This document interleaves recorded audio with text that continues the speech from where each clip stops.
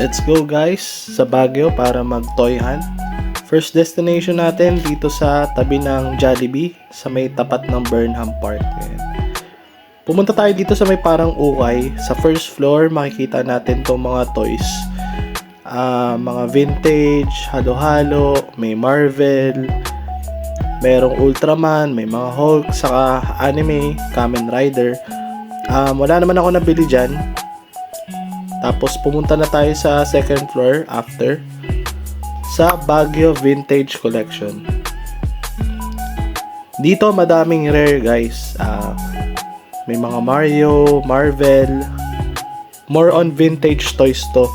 Medyo pricey lang siya pero worth it naman siya. Ayan, kung titingnan nyo, ang dami-daming laruan dito.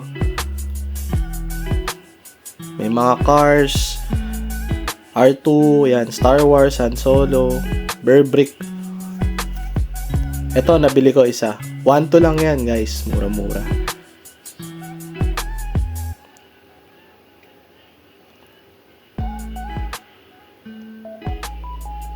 Sobrang dami dito, hindi na ako nakapagkalkal kasi medyo late na. Tas ito, nabili ko rin to.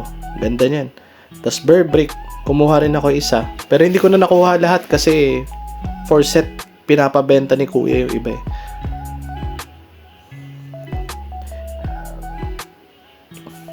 Ganda nito guys, ang laki niyan. 2.5 lang yan. Jukebox. Punta naman tayo sa may tapat ng Abanao, sa may market. Merong hidden gem dito sa likod. Pero more on Gundam sila. Yung mga binibenta nila.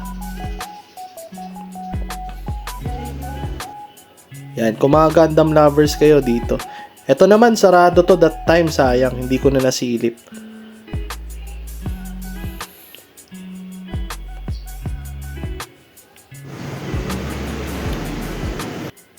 Punta naman tayo sa tapat ng Abanao sa Wenshells. Ayan.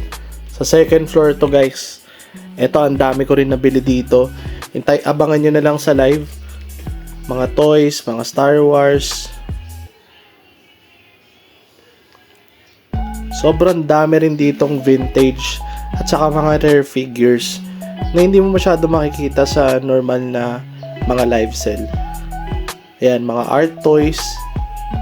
Medyo pricey lang yung iba pero worth it naman. Ayan, mga Legos.